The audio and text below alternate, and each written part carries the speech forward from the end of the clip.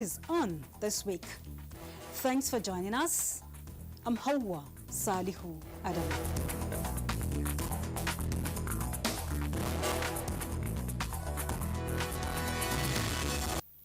Good to have you rejoin us on Dateline 360 as we x-ray what many have described as an unfair and illegal process whereby a single amount of money is taxed more than once, often by two or more authorities.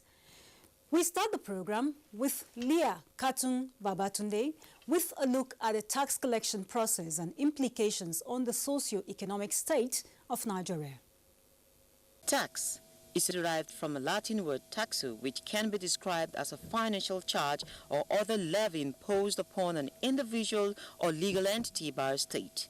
It is legal binding on all citizens of a state, and failure to pay or evasion is usually punishable by law. Tax and levies have been identified as a common source of income for governments all over the world to provide social services and render their responsibilities to the citizens. Taxes have been used by governments and citizens in all nations to form the basis of development and checks and balances. Authorities have had a battle with the public over tax compliance and institutions over non-remittance. With the current drive to improve revenue sources looking inward, it has become imperative to not only block loopholes but address leakages as well. According to the Joint Tax Board, there are 10 million people, precisely 10,006,304, registered for personal income tax purposes in all the states of the Federation, including the FCT.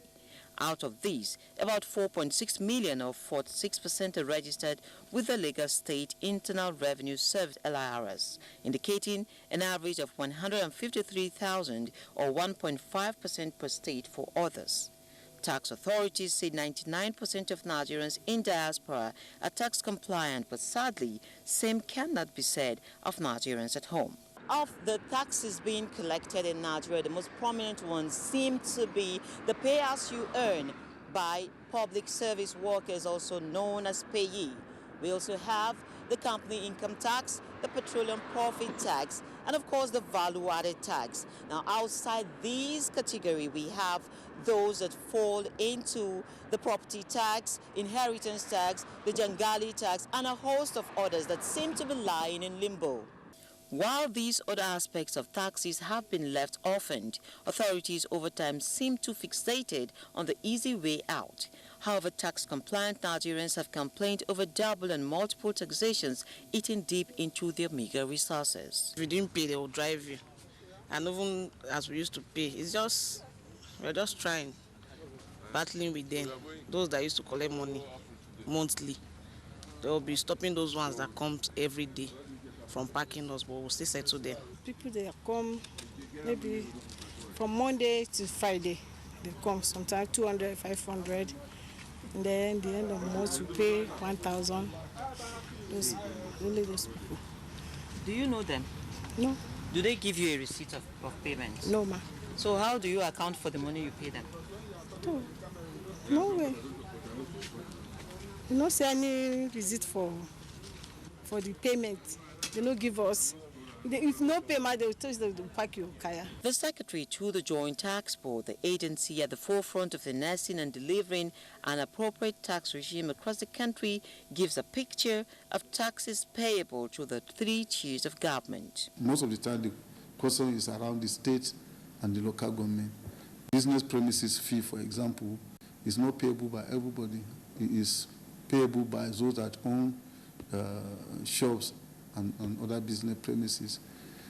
The road taxes, for example, if you don't own a car, you have no business paying for license fee or vehicle registration fee or change of ownership fee or roadworthiness certificate fee and all other fees related to motor vehicle or even motorcycle. So those are fees or levy that are due to be paid as a result of services rendered by government agencies. So technically they are not taxes. From my investigations, efforts have been on to streamline the process of taxation in the country. But how far these processes gone is a big question yearning for answers, considering the fact that public awareness is still lacking. For Dateline 360, I'm Lekatu Babatunde. Very comprehensive package, Leah. However, one that leaves several questions unanswered. Boosting public awareness aside, the Joint Tax Board, taxpayers would say, needs to fast-track its streamlining process. Now, with emphasis on growing the non-oil sector as complementary revenue source, the place of small and medium business is central.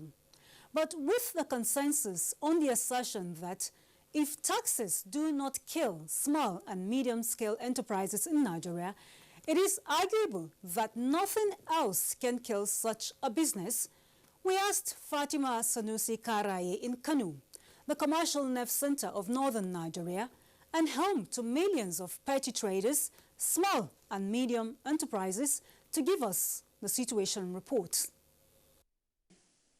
With an estimated population of about 170 million people, Nigeria provides a huge market, just as it has millions of petty, small and medium-scale businesses that cut across all sectors. Apart from capital and managerial skills, another challenge this category of businessmen and women face is multiple taxation. This, according to Small and Medium Enterprises Development's Maiden, is one huge constraint hampering small business survival in the country. The most populated state, Kano has a large consumer base that attracts products from within and outside the country. Lemu Market is one of the largest fruits depot in the country. More than 30 trucks conveying 220 sacks of oranges each are brought in daily from Benue and other states. The market records a turnover of about 37 million naira daily. This does not include income from other variety of fruits that flood the market on a daily basis. Like other small and medium-scale businesses, traders at Lemu Market are struggling to breathe beneath the heavy weight of multiple taxation. This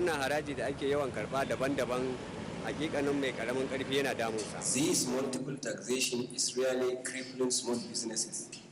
The tax we pay is just too much for our business to survive. Something needs to be done, maybe collect the tax at once. From Benue State to Kano, the traders say they pay 23 different types of taxes and levies along 211 checkpoints they pass through. The famous Singa Market, which deals in packaged manufactured products, is faced with similar challenge. We have a lot of confusion for the revenue because local government used to come and collect it. State government, they used to come and collect it. After federal revenue, we're paying bad from the federal revenue, ground rate, tournament rate. To our side, supermarket operators, we're paying global listing in Nigeria, and there's too much for the Nigerian shops. Despite the fact we're helping the economy, we're adding value to the economy, to the people, we're giving employment to the people. So we are now calling attention from federal government, state government, local government, at least to make this program easier for people to pay easier, one for all a year. It is obvious there's a negative relationship between taxes and business. So experts are of the opinion, in order to have a vibrant and flourishing small and medium enterprise sector, tax policy needs to be appropriate so that it will neither be an encumbrance nor discourage voluntary compliance. In Kano, Fatima Sanusi Karaye for Dateline 360. Well said, Fatima, especially with a World Bank 2016 Doing Business report ranking Nigeria 181 of the 184 countries with heavy tax-paying burden. And that leads us to another major commercial center in Nigeria where the manufacturing sector thrives. Abdullahi Mohammed is on standby in Lagos with the situation report. Peter Alexander is a small-scale entrepreneur. His business falls under the self-assessment tax category in Lagos State. He's worried about the different kinds of charges and levies on his business. I'm asked to pay for my small signage, no matter how small it is. I'm asked to pay for food permission to sell food separately. I'm asked to pay shop permits separately. Recently, I'm even asked to pay for radio permits. I'm also asked to pay for TV permit that I have in my shop to entertain my customers. I'm also asked to pay for drink permits, even non-alcoholic. These are multiple tax system. I'm passionate about government generating money to fix roads, provide infrastructure and all that. Those are the areas they can make this money. But these things should just be stated in one form, and government will know that this thing is encompassing of all these things where you have different officers, different agencies coming. And it even make governance more expensive for government to run. When you have LASA as an agency that is supposed to be like a department under a particular ministry. You have the food section that's supposed to be a department under that ministry. Maybe you have a big boss covering that, and it makes government expensive for government to also run. Mr. Folusho Fashoto is a tax consultant. He said the multiplication of tax on businesses, especially manufacturing, does not give room for adequate planning. The impact is really damaging to businesses. Where you don't know what tax you may likely pay by doing a business in one part of the country, and by the time you move from that part of the country to another, you don't know which type of tax you will pay. It doesn't conform with international best practices. That is why we tax professionals, we are calling on government to facilitate a situation where taxpayers can predict the tax system. Arbitrary charges by banks and telecommunications providers is also another worrisome trend to consumers. Several times I've been seeing alerts that they are deducting my money. Financial analysts say this is unacceptable. Don't tell me I'm stopping A and then you come back and introduce B, which is almost the same thing as the A you removed. That's what I'm making.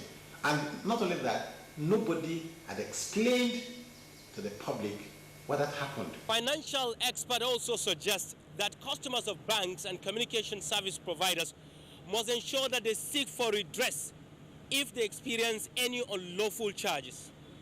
And unless they keep on doing that, this trend will continue. In Lagos, for Dateline 360, Abdullahi Mohammed.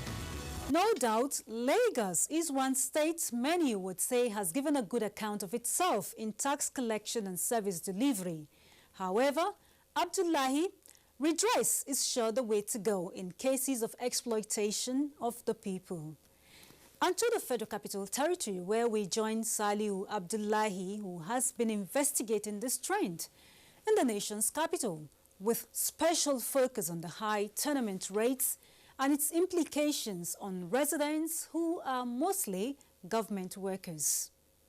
Tax collection within the Federal Capital Territory, like in other states of the Federation, is gaining momentum because it will enable government to meet its obligations, especially the provision of basic social infrastructure. Out of the 774 local government councils in Nigeria, the Abuja Municipal Area Council, AMAC, no doubt, has enjoyed the glory of its status as the level of infrastructural development within the council makes it stand out among other local government areas. This apart, the need to sustain and encourage tax collection, like in other parts of the country, is an additional benefit. In this regards, therefore, Abuja Municipal Area Council recently released a provisional list of tenement rates for commercial and residential buildings in Abuja City. The Presidential Villa, government ministries, departments, agencies, and foreign embassies are exempted from the payment. The provisional valuation list shows that a 6-bedroom duplex in Asokoro district attracts 6 million as tenement rate. The list also reveals that while a 5-bedroom duplex is required to pay 5 million naira, a 7-bedroom duplex shall pay 9 million naira per annum. For most residential buildings in Abuja's Central Business District, each have an annual tenement rate of 5 million to settle. The tenement rate for an 8-bedroom duplex in Maitama district is 8 million, just as the rate for a residential building in Gwarimpa 1 and 2, as well as Gariki 2, is put to an average of 1 million naira per annum. A bungalow at Orozo, an FCT suburb, is to pay 200,000 as tenement rate. Hotels are to pay an annual tenement rate of hundreds of millions depending on the size and location. If supported and with understanding, a kobo taken or collected as revenue in whatever form must be, under my watch, be transparently, processed and serviced, because I cannot watch common man's tax to be diverted for personal use. For instance, an estate may require a transformer, 1 or 2 or 3. An estate may require road networking around their estate. If we are able to collect tenement from such estate, why not? We must provide this service. On the legality of this action, however, AMAC points to the Local Government Act law of the FCT 2006, Taxes and Levies Act 2004, as well as AMAC Tenement Rate Collection Bylaw 2012, all of which provide for the council to collect the rates. So I want to assure citizens that what was pasted or displayed on the board at the Secretariat does not mean that is the exact amount of what you will pay against your property.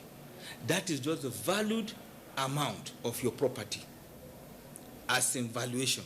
But as in tenement rate collection, it is the National Assembly who will fix the rate for us. If they say this bungalow goes for 1 naira, I'm telling you that is what the local government will go out to collect. I'm one of the business owners. We are being charged 15 naira per day, at times 100 naira. It fluctuates. Then the people that own this place, that's the people that bought this place, they collect 500 naira, at times 1,000 naira. And many people find it difficult to respond because of the economic situation. Then we have tax where they pay here. We have a national union ticket where they give drivers, where load you here. Again, we have the area council ticket where they give people here. Every motor we collect 100 naira is every day. In view of the recent development where the House of Representatives Committee on FCT ordered area councils to stop the collection of tenement levies, which according to them is contrary to the provision of the 1999 Constitution as amended, there are indications that the pronouncement is not going down well with AMAC authority, as the action is seen as undermining the rule of law and subverting the council's constitutional mandate. However, the question observers are asking is how to strike a balance in this situation, because they believe if the rent gets down to the landlords and business operators, it will eventually make them increase their service charge in whatever they do. And at the end of the day, the man on the street will bear the burden. In Abuja, Salihu Abdullahi for Dateline 360. That question, Salihu, is what we asked Abdullahi Garba Brini Kudu to go get answers to with the legislators just by the corner. Yes, however, there are enough laws and regulations guiding revenue generation in Nigeria. But like it's obtainable elsewhere, the laws suffer from its observance. Yes, the Chartered Institute of Taxation of Nigeria has been on the vanguard of advising government and also talking to its own tax professionals on the need to check this very monster of multiple taxation. The laws are not that bad, but they need reviewing. And it is an expected standard that most tax laws, after 10 years, you review them because life keeps changes, economies keep changing. So these laws need to be reviewed. And good enough, in 2015, the past government tried to harmonize the various taxes in the country. This was coordinated and handled by the Joint Tax Board. They set up a committee to review the various taxes. But surprisingly, instead of some of these taxes to reduce, they even went up. We are having officially not less than 60 various taxes nationwide recognized. This is even apart from taxes that may not be seen and captured in the list of taxes that we have across the tiers of government. What government needs to do is to make sure that it enforces the laid down rules and procedures of joint state tax boards with the federal in making sure that they come together to have a functional and one direct tax effect that is going to be applicable all through. From there, government will be able to realize a set objective by making sure that the availability of funds we be able to create an understanding for stability in the economy. So it is a major issue that the National Assembly is looking at.